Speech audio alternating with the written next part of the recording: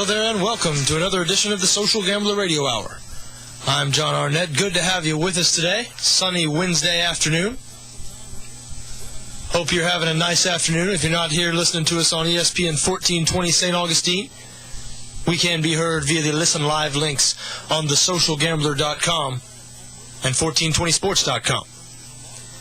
We are brought to you by thesocialgambler.com, your leader in free sports picks, news, and reviews. Plenty of fresh, free content up on The Social Gambler today, as usual. We'll get to some of it here in the next segment. Whole lot to talk about today. I was out at training camp this morning in the flesh. Very interesting. Have some opinions on that. Also going to get into some college football, some big college football news today, especially for Florida State Seminole fans. Going to get into the Olympics as well. Going to try to talk as much as Olympics as we can. I've been trying to devote at least 10 to 12 minutes a day to it. Can be difficult. I have been watching it. Today, water polo was the sport that I was watching a little bit. It looked difficult, I'll say that. It looked taxing. Physically taxing. It looked, like maybe a little bit more fun to play than some of the rest of the Summer Olympic sports. I've said before about the Summer Olympics. The difference to me between the Summer Olympics and the Winter Olympics, the Winter Olympic sports actually look fun to participate in. Skiing, the luge, the bobsled, all that looks fun. I mean, even figure skating, I guess, I don't know about, twirling around in the tights, but skating, some people ice skate for enjoyment. I wouldn't know, never been ice skating in my life. Native Floridian. Pete, you ever been ice skating? Yeah, lived in Niagara Falls for a couple years. Ice skating rinks all over the place. So, yeah, man, all the kids did it. Right. Well, I was hoping to get another backup of somebody because I knew Pete was another native Floridian. You just shot me down there. I guess Pete has been ice skating. I was about to say, yeah, nobody in this area has been ice skating, but maybe not.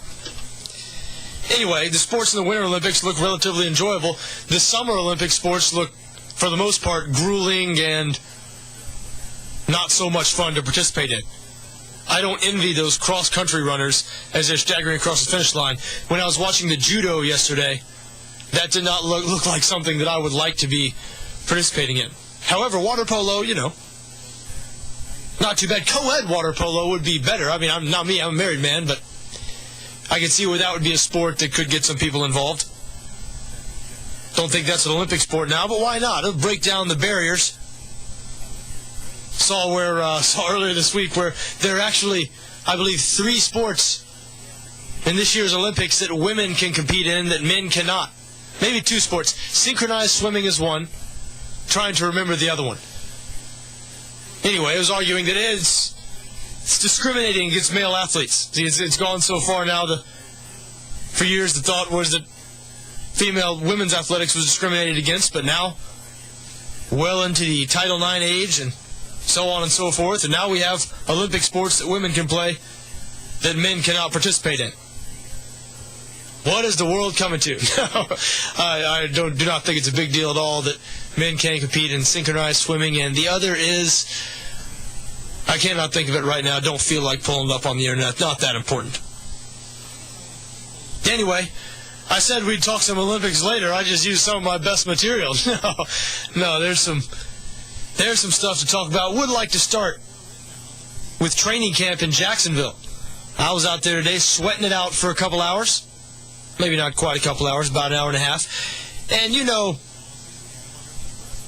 I've said on the air here day after day for the last couple of days, because it's been the reports that we've been getting that they have really looked bad, especially on offense. Not completing any passes. A couple of days ago, Blaine Gabbert 1 for 12. Receivers apparently dropping balls all over the place. Offense looking, I think, pathetic would be the right way to put it. Those have been the reports out of the first couple of days of training camp. That's what I was expecting. That's what I was going there sort of looking for. But I'm going to be honest with you, because I'm honest here. I'm a fan of the team. I root for the Jacksonville Jaguars. I know it sounds like I'm negative. I'm sort of on them a lot on this program. And it comes from wanting them to succeed. Hard not to be negative of some of the things going on right now, but I'm going to tell you what, if positive things happen, if they start winning, I'll be the first one on that positivity train. And what I saw out there today was something, quite frankly, unexpected. They look good to me. Now, I never claimed to be any expert, especially watching practice. I know a lot of this, is these guys are practicing on air a lot of the times, even though there were 11-on-11 drills that I saw today. Blaine Gabbert, I saw a couple of nice completions to Laurent Robinson, the new free agent pickup. So, hey, yeah, it's not like Blaine Gabbert can be touched. I understand that what everybody's most concerned about with Blaine Gabbert really won't be, we won't find out, it won't be addressed until the season starts. And it's not that I'm invalidating the reports from the last couple of days of training camp, which have been extremely negative about the Jaguars' offense. But I was pleasantly surprised what I saw out there today. Looked like a professional group. I tell you what, they're definitely being coached. Those coaches, that new group of offensive coaches, not afraid to let the players know what they think and get on to them. I think that's a good thing. The impression that you're getting from all the reports, and certainly what it looked like out on the field, is that this coaching staff might be a little bit more disciplined, maybe a little bit more on the players than the previous coaching staff.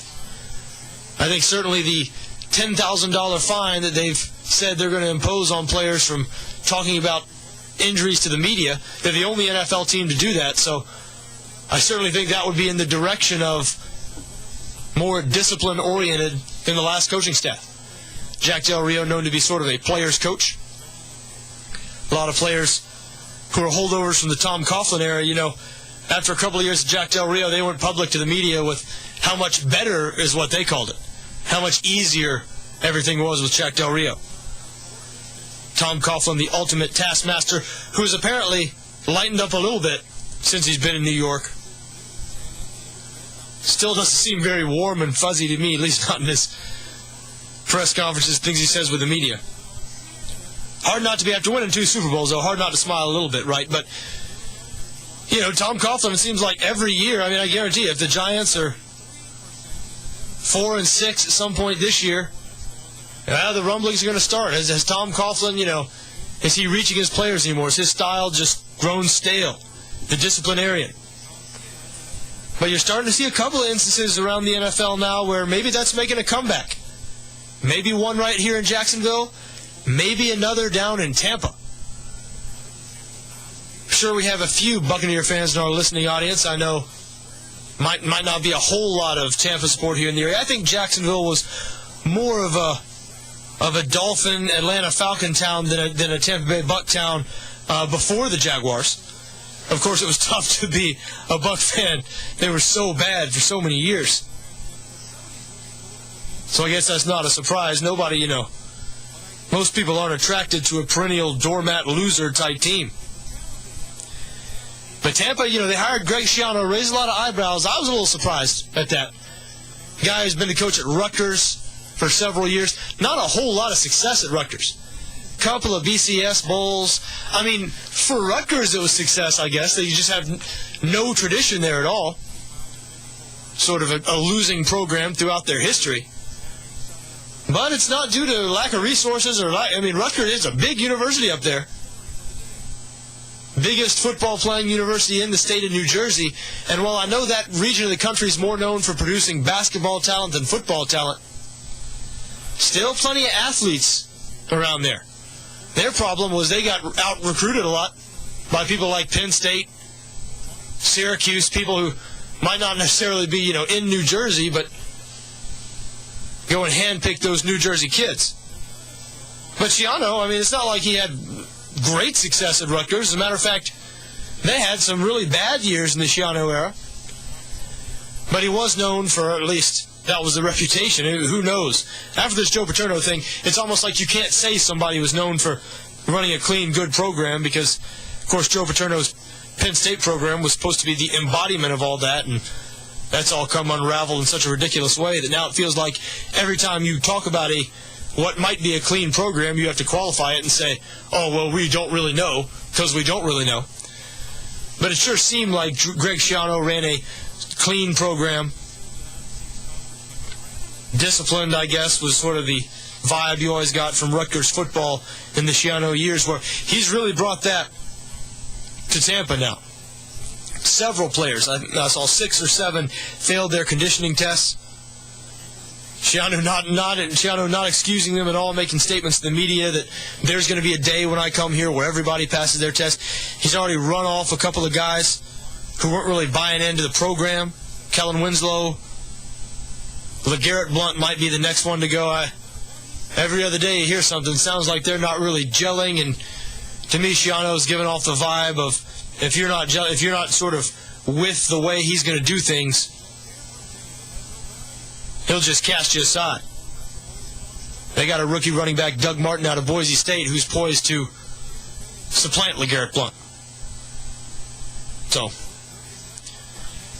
Greg Schiano, Mike Mularkey, he might not be running quite as tight a ship here in Jacksonville, but I can tell you from seeing practice today that it definitely had the feel those guys are being coached. And that's good. Hey, I mean, we need that. Worst offense in the league last year, as we've said time after time. So it was good to see Blaine Gabbert connecting with Lauren Robinson a couple of times out there today. The offense showing signs of life. Of course, we are a week now without the two most central figures on offense, or one, the undisputed best player on offense, Maurice Jones-Drew, his official holdout reaching a week now. Of course, he didn't report to any of the offseason program, so he hasn't been around for a good long while. Mentioned yesterday, he's never even met Coach Mike Mularkey. Justin Blackmon, a lot of people expect him, a lot of people including me expect him to be the number one wide receiver on the team this year, expect him to be a central figure in the offense, but being that he's a rookie and never taken a snap in the NFL, maybe it's a bit premature to sort of call him that. But anyway, both of those guys still not there. Rashad Jennings taking first-team reps in Maurice Jones-Drew's place. I've made my feelings on the Maurice Jones-Drew contract situation quite clear, and it's not that I endorse holding out. I know a lot of people have taken that I think it's a good thing to hold out. Yeah, if Maurice Jones-Drew were a better guy or a better teammate, maybe he would be here, would be the good soldier. However, I think the wrong is more on the side of the organization for not taking care of clearly their best player. And when I say taking care of, not paying him what he's worth. I know everybody says, they front-loaded the contract. Folks, including the signing bonus, he's been paid $21 million over the last 3 years, $7 million a year. That puts him right there in the middle of the elite running backs, which is exactly what he's been. You can make an argument that he's been the best running back in the NFL over the last few years. Now, I'm not going to get into this topic again. Talked about it ad nauseum here on the show. But I want to mention it again because it was music to my ears. It was washing over me. Because to my knowledge, I had been the lone man, at least here locally, and I have a lot of friends who are Jaguar fans. I listen to other local shows, local radio shows, read local media, and I seem to be the only person who was saying, wait a second, organizationally, and I'm not saying that Maurice Jones-Drew's a good guy for holding out, whatever, but organizationally, how do you let this happen? In the beginning of a new era, you're $25 million under the cap. You got an owner talking about spending money. How do you not take care of your best player, get him in camp? I mean, let's go. I mean, this could easily be done. This happens all around the NFL. It's the reality of the NFL, the non-guaranteed contracts. If players outperform their contract, they want more. They want to be paid justly. And if they're being overpaid, NFL teams quickly cut them, and they don't owe them any more money. It works both ways. But like I said, seems like the only person on this side. Mentioned a Jacksonville.com poll, 85% of people saying that the Jaguars should not give Jones-Drew a new contract. However, I found one person, I heard one person yesterday on the radio, actually after my show. Mike Bianchi, columnist for the Orlando Sentinel, who worked for a long time here in Jacksonville, wrote for the Times-Union. Mike Bianchi is known for being very opinionated. Some of his stuff I agree with. Some of his stuff I really do not and did not when he was in Jacksonville. But I suppose that's the way it is with everybody. Not everybody agrees about everything. I'm sure there's some of you out there who disagree with just about everything I say, but there might be something here and there that you might say, well, at least he might be right about that.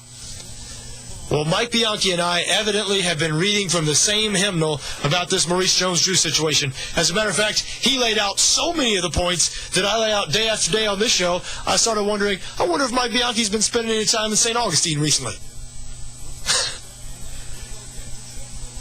Because, man, I was literally echoing, and it was just at least refreshing to hear.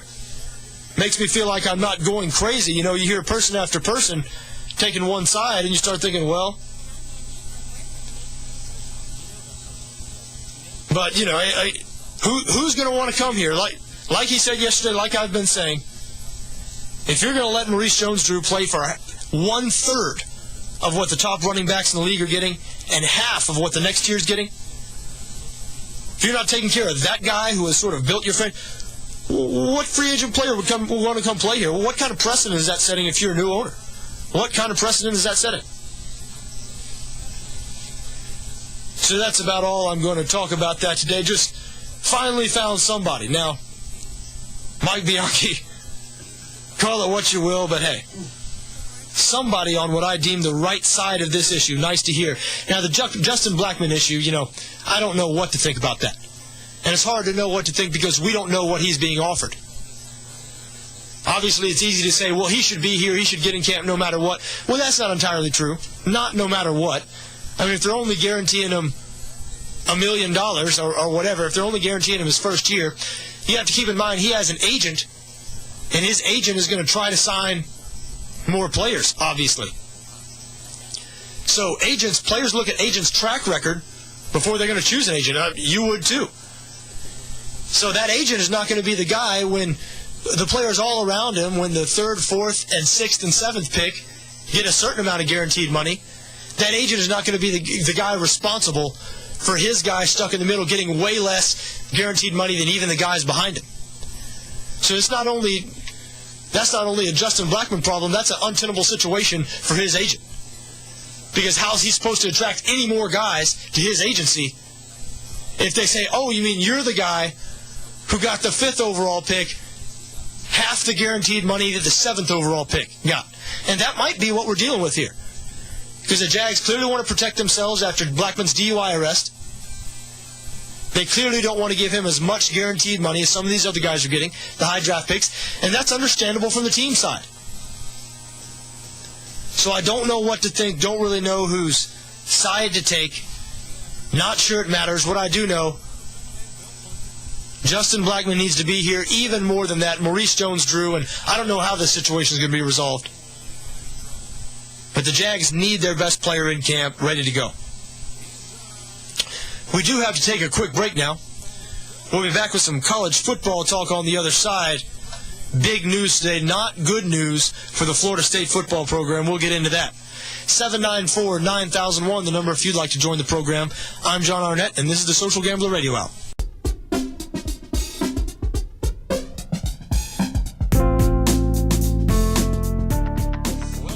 Social Gambler Radio Hour. I'm John Arnette. Good to have you with us today. 794-9001, the number if you'd like to join the program, 794-9001. We are brought to you by thesocialgambler.com, your leader in free sports picks, news, and reviews. Sports news, free sports picks, gambling technology news, gambling industry news, can all be found on the Social Gambler. Everything is entirely free, and they're also an app for your smartphone.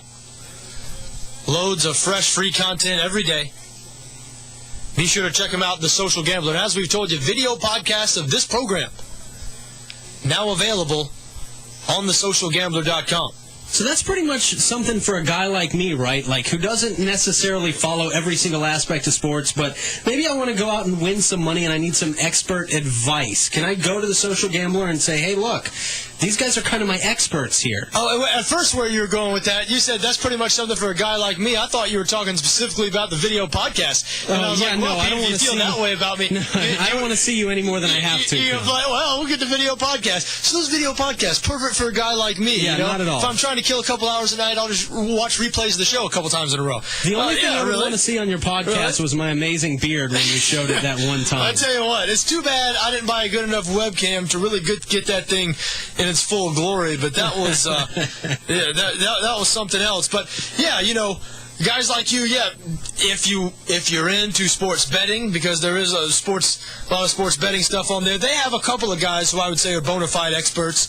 One guy who I know or know from a weekend out in Vegas who does it for a living, and he an American guy, and he puts his stuff on there. They've got multiple European guys who do this type of thing for a living. The latest contributor they've signed, some guy named Victor Norris, apparently, who's one of the better horse racing handicappers over there, comes with a big reputation, and he'll be putting his horse racing tips daily on the Social Gambler. Turns out, and so Mousy I know calls this program, big horse racing fan, gives us his horse racing tips about once a week, but Mousy's in the minority because horse racing, I guess, not huge over here anymore. I know it used to be decades ago, but apparently horse racing still huge in Ireland. Ireland, England, all throughout the UK, horse racing still a big deal over there. So daily horse racing tips. So yeah, so Mousy just booked a ticket out there. I tell you what, man, maybe Mousy should head out there. If not, he should check out at least, I guess, Victor Norris's tips on the Social Gambler. But yeah, listen, if you want free, the Social Gambler, what it is the way I've tried to describe it to people, because some of my friends are involved in it. Other sites that I like to go on, like The Spread and Covers, they charge for information that the Social Gambler provides for free. Now, I don't know why the Social Gambler doesn't charge for any of this stuff. Maybe some of it has to do with they have so many different contributors, so it's not like something. In other words, there are actually people out there. It's a cottage industry. These touts who sell picks. I mean, I'm not kidding, and a lot of you listening know for a fact that it's true. These guys will sell their weekly picks, their weekly lock picks. Guys like Teddy Covers, Johnny Detroit. By the way, those are not made-up names. Those are actual quote-unquote giants in the industry. But these guys will sell their weekly picks for a variety of different money. What they'll do, I'll tell you a couple of the tricks of what these guys do. They'll break their picks up into different segments. Like they'll give you their Tuesday locks, and then they'll give you their Friday 5-star picks. And then they'll give you their Saturday best pick of the week. And so what they'll do, their picks will be in segments like that. So at the end of the month, at least one of those segments is winning.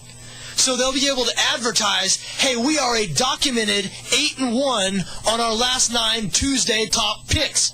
And they're right, and that is documented. What they don't tell you is the other segments might have gone 2-8, 1-7. They'll mention the segments as winning, and they'll have enough segments where some will be winning. And these people actually sell picks. Now, people make a good living off of selling these picks. And I guess, I thought, who would pay for picks? Obviously, these guys don't know for sure. If they did, folks, if somebody knew for sure what was going to happen, think about this. Why would they have to sell their picks? If you were that good, you would just make large enough bets where you could just win and win and win, and you wouldn't have to sell your picks and make some business out of it. Guys like Billy Walters, the famed gambler, there's been a 60-minute special on him. That guy, he doesn't sell his picks. He is a gambler. He bets on games, wins, is a multi-millionaire. A fascinating 60 minutes on this guy. If you haven't seen it, you should check it out online. This guy has a whole system. He's sports betting. That's what he does for a living. And so there are guys like that. These guys who sell you their picks, they are not that guy. So anyway, long story short, the Social Gambler has guys on there. One guy in particular I know, and a couple of European guys as well, who do, they gamble for their living. They gamble a lot more money than you or I, and I like to gamble a few $100s a weekend if I can. And they do provide some free picks to Social Gambler, but that's not all. I mean, they have humorous things, video clips, sports news, gambling technology news, gambling industry news. I didn't intend this to be a 10-minute or 5-minute advertisement for the Social Gambler, but it might as well be because, we do appreciate their support of this program. And we really do hope you go check them out at thesocialgambler.com. Hey, thanks for extending the promo there, Pete. I'm sure the folks at the Social Gambler greatly appreciate it. Hopefully you do the same thing on your Bargain Hunters radio show. Maybe we'll get you some Social Gambler t-shirts you can give away as prizes on your Bargain Hunters radio show. Give me some Social Gambler checks, and I'll do a whole lot more talking about I'd like some Social Gambler checks.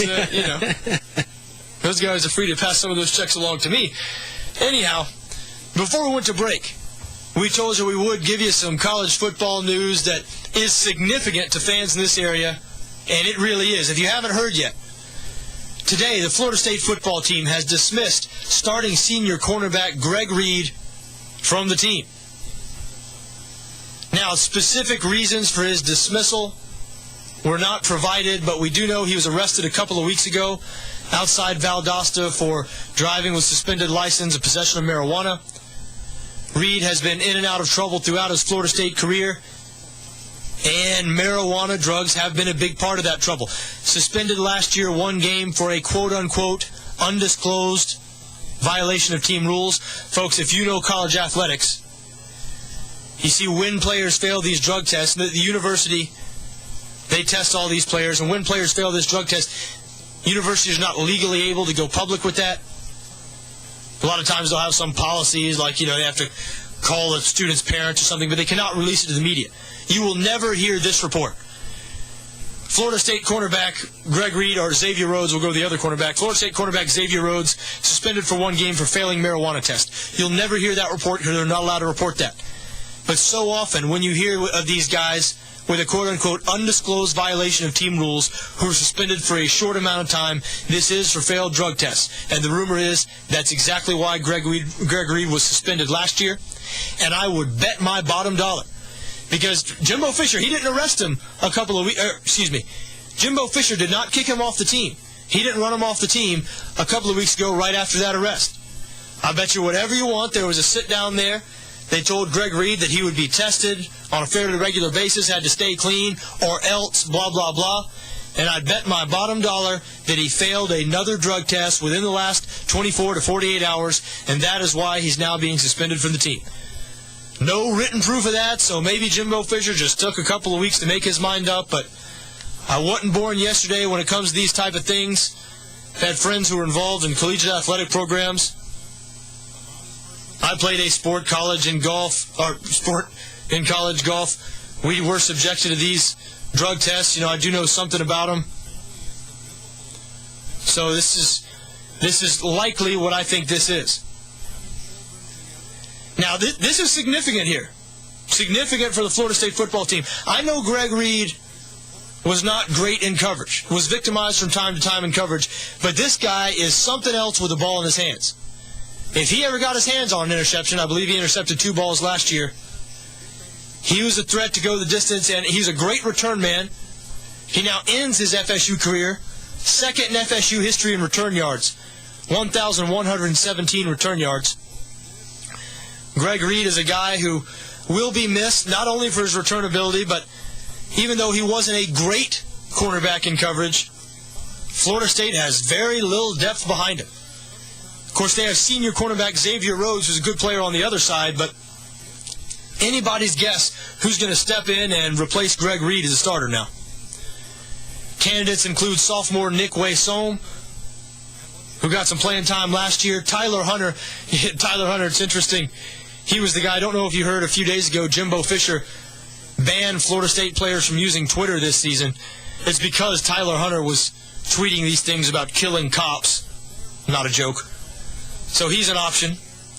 Then they have a couple freshmen. Redshirt freshman Keelan Smith is apparently a guy who might get a look. A couple of true freshmen as well. So a bunch of young, untested guys out there as prospects to replace Greg Reed.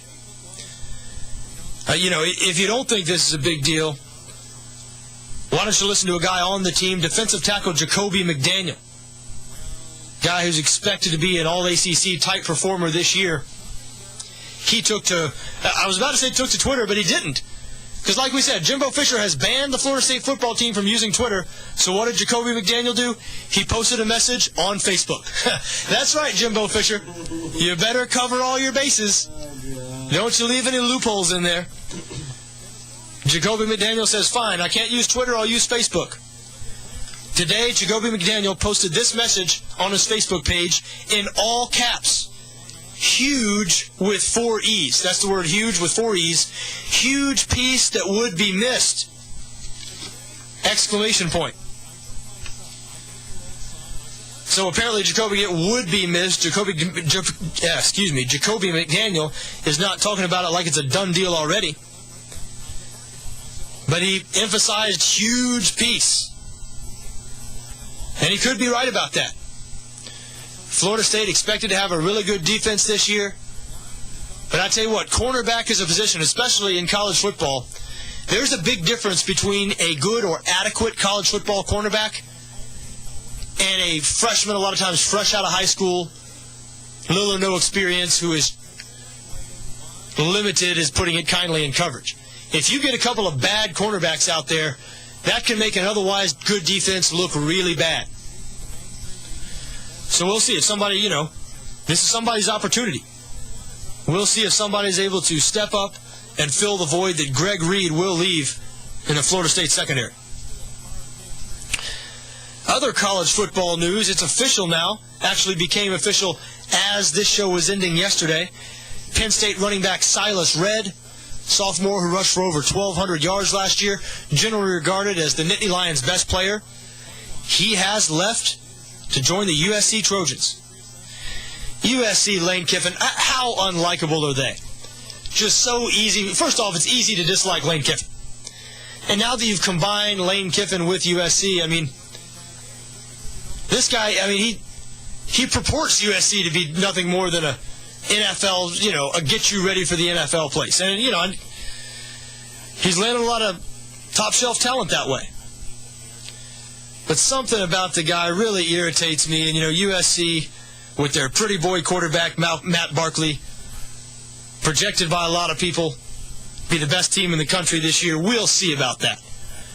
That defense has been like butter ever since Lane brought his daddy, Monty Kiffin, into coach defense. Monty Kiffin, of course, a legendary NFL defensive coordinator. He's finding out the hard way that Tampa 2 don't work quite as well when you don't have the personnel. As you might be able to glean from this, I'm not exactly rooting for USC this year. Not that I have any particular hatred towards USC, but they're just building sort of an unlikable program out there, in my opinion. Silas Redd leaving Penn State to join. Not that I blame Silas Redd. I understand any Penn State player who'd want to transfer. And the Trojans, they're expected to be a national championship contender this year, high-profile program. So, at any rate, Silas Redd now a member of the USC Trojans. In other news, saw earlier today, you've probably heard about this, but other news about another high-profile college football running back. We're talking, of course, about Monty Ball. Last year's Big Ten Offensive Player of the Year, Heisman Trophy finalist from Wisconsin. Monty Ball, good, hard, downhill runner. I think that phrase fits him perfectly. But he was the victim of, apparently, what is being reported by police anyway, is an unprovoked attack. 2:15 a.m. this morning in Madison. 5 men supposedly jumped Monty Ball. Monty Ball is with 2 friends. Now, his 2 friends, the story is, Monty Ball fell a few feet behind his 2 friends, and then once they turned around, it was already too late. And listen, I'm not... Probably the harder thing to do in that situation, especially if there was 5 guys, would be to peel somebody off of your friend. But apparently that's not what happened.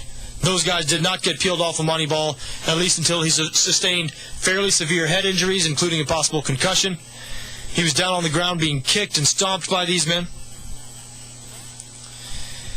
Now, call me cynical, but I'm a little suspicious.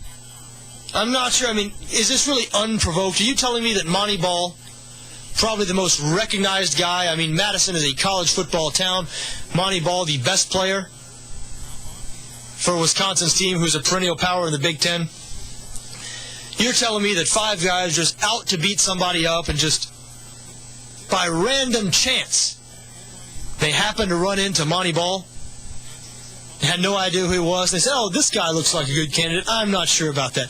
These college football players, these big men on campus type, you never know what the subtext might be here. Some guy might be, those guys, those big men on campus type, been known to have a way with the ladies. This could be some sort of jealous boyfriend situation. Hey, you don't want to speculate, but I highly doubt this was a complete random act of violence. At any rate, Monty Ball has been released from the hospital. As we said, sustained some head injuries, but supposed to be full, ready to go this season.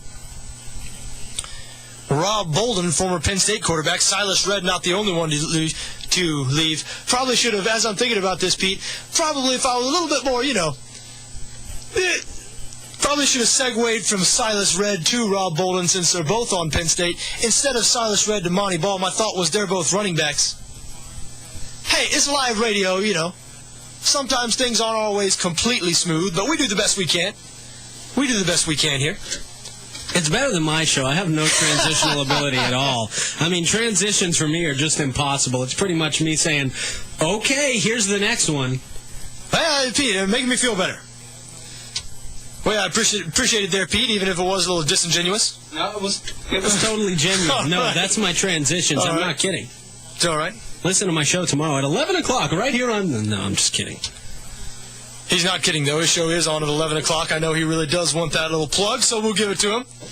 Hey, I give you plugs on my show, man. Don't worry about it. We're even. Sure you do. I listen to your show every day, and I never hear him. If a tree falls in the woods, right? Wrong. Right. Anyway, Rob Bolden. There was, should have segued from Silas Redd to Rob Bolden. Another Penn State guy left. Now, this was expected. Rob Bolden's leaving because he was beaten out in the spring by Matt McGloin to be Penn State's starting quarterback. A couple of weeks ago, I was driving home from doing one of these shows, and it's weird how sometimes this hits you. And all of a sudden, I just remembered, I realized that in passing, I was talking about Penn State that way. I was talking about Penn State that day, and I mentioned Penn State's quarterback, Mike McQueary, and went on. Now, Mike McQueary, of course, is the former Penn State quarterback who was on Joe Paterno's coaching staff, who witnessed Jerry Sandusky raping a child. Mike McQueary and Matt McGloin, not only are they both names that both start with M and have a Mick, but they're both redheads. And it just struck me on the way home. I was like, oh, I messed that up. That was Matt McGloin, not Mike McQueary. So anyway, so there you go, weeks later. So if there are any hardcore listeners in the show, who just catch every second, every day, and really hang on every word, you might remember that slip-up. So I'm correcting it here today. I know what the guy's name is, Matt McGloin. He's terrible. I mean, let's face it.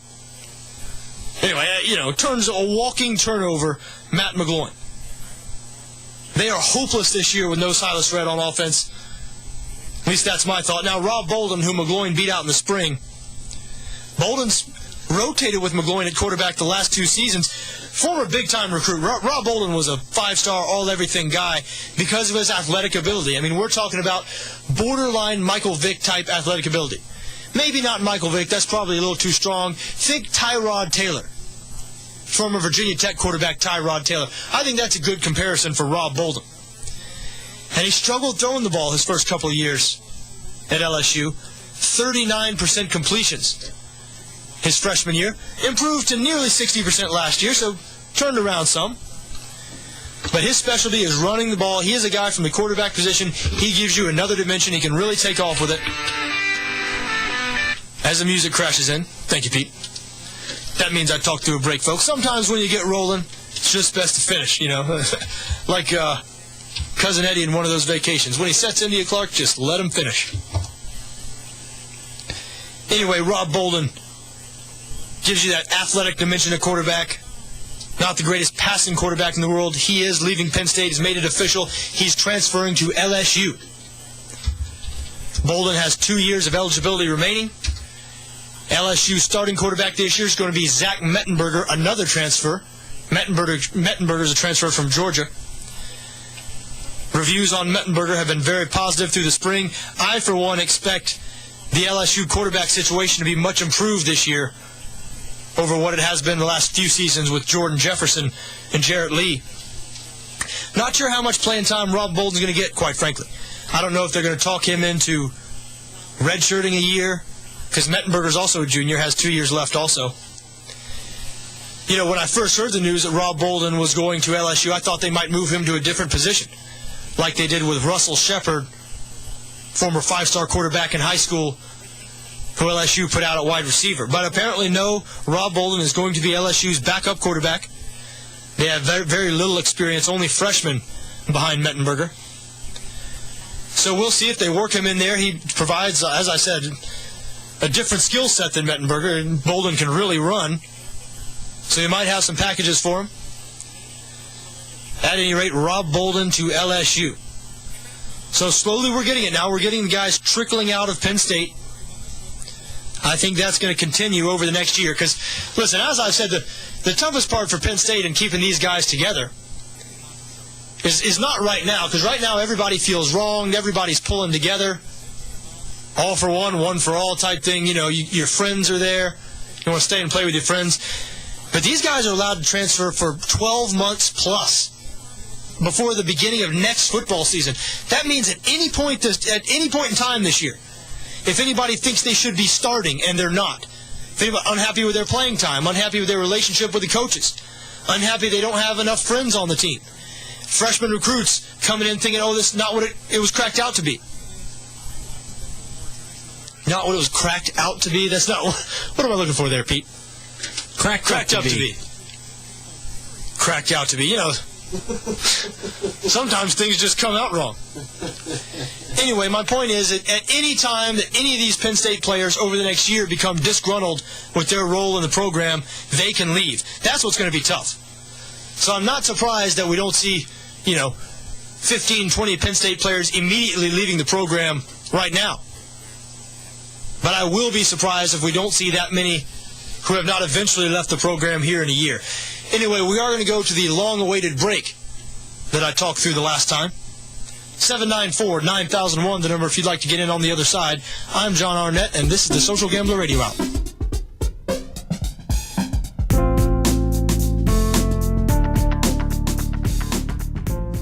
Welcome back to the Social Gambler Radio Hour. I'm John Arnette. Good to have you with us on a hot and humid Wednesday afternoon. It is Wednesday, right, Pete, not Tuesday? Of course it's Wednesday. Don't even know why I had to ask that. Anyway, Olympics ongoing.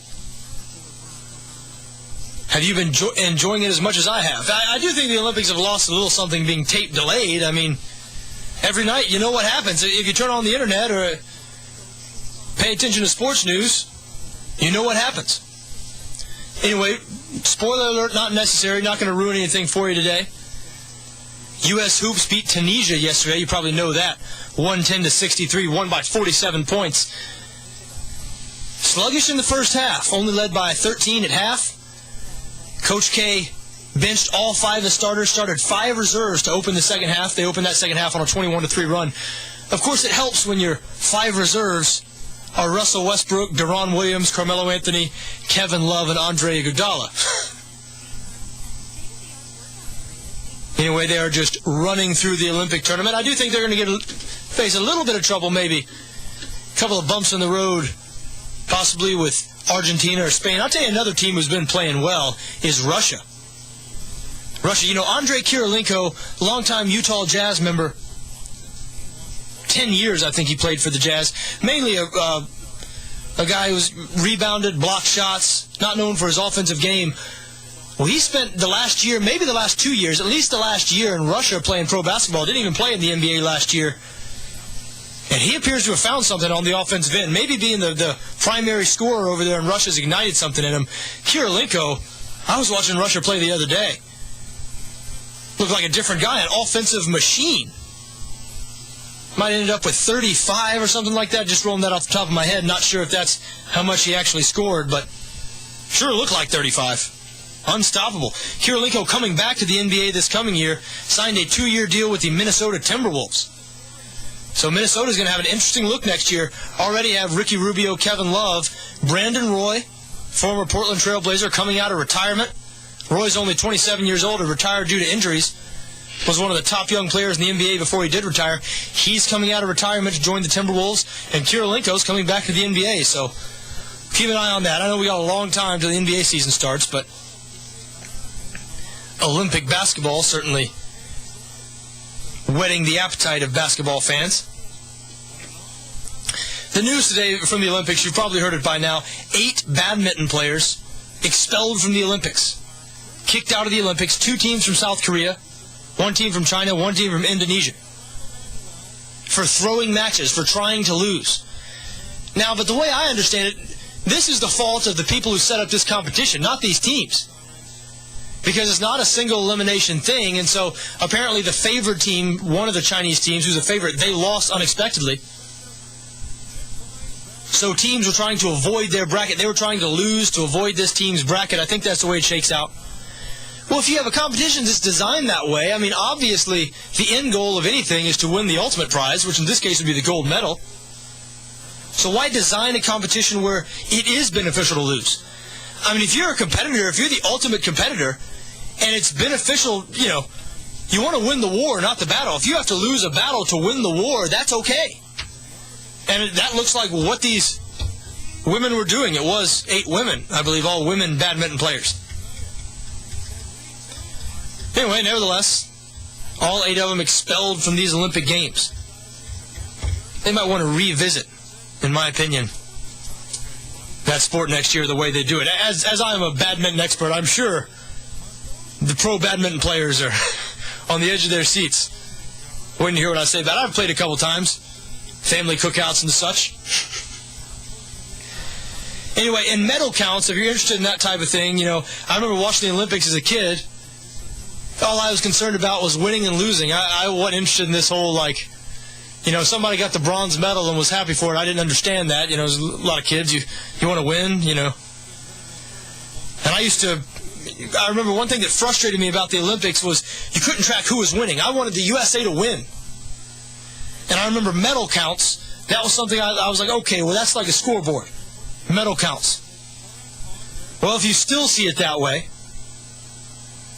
USA trails China 30-28 in medal counts, and they trail them 17-11 in gold medals. So, hey, they say that you better start speaking Chinese the way the economy is moving, and all those people over there. They say in 20, 30 years, the Chinese might eclipse the United States sort of as a world superpower, and hey, maybe these Olympic Games, we're starting to see that happen. Again, I have a couple of great jokes going through my head right now that are just inappropriate for radio, Pete. Catch me sometime away from the show, Give you the unedited Social Gambler Radio Hour. Michael Phelps, after taking part in the 4x200 meter freestyle relay, in which the Americans won, they won gold. He has now officially surpassed Larissa Latinina as the most decorated Olympian of all time. 19 medals for Michael Phelps. More medals than anyone in history. An impressive feat for sure. Didn't stop Sebastian Coe, head of the London Games, who's a 2-time gold medalist in his own right in 1,500 meters, from coming out and publicly today saying that he did not believe Michael Phelps was the greatest Olympian of all time. Called him the most successful, but not the greatest. Splitting hairs there. It sounds like a little sour grapes. I mean, even if you believe that, do you come out and say that if you're the head of the London Games? Do you come out and say that after somebody accomplishes something? Sure doesn't make you sound good, I know that. Anyway, Nathan Adrian, Olympic swimmer, American Olympic swimmer, of course, won gold in the 100-meter freestyle. And that is your Olympic update for the day. Might not have got quite the 12, 15 minutes in. Pete, how much of your show every day do you spend talking about the Olympics? Today I spent about 2 seconds talking about how much I hated it. Oh, so there you go. Seriously. Exactly. So if you're interested in the Olympics and you're a fan here of ESPN 1420 St. Augustine, which we know you are, you know your place for all your Olympic coverage here at the Social Gambler Radio Hour. At least 10 minutes a day of it. Say, before we get off the air, I do want to pass on congratulations to Duke Butler. Duke Butler IV, who yesterday qualified for the U.S. Amateur. Duke played down there, Hammock Dunes Creek course. There was only one spot available. So he won the qualifier, shot 2 under, 142 for 2 rounds, won by 3 shots over a 15-year-old Chinese am. Apparently was playing really tough. I know Hammock Dunes, that's not an easy track down there. I've known Duke for a long, long time, since we were about 10 years old. Played a lot of golf with him, always been a good player. Obviously, this is his 4th USAM. This year, the USAM, August 13th through 19th, will be up in Cherry Hills in Denver. And USAM, the winner and the runner-up get a Masters invite.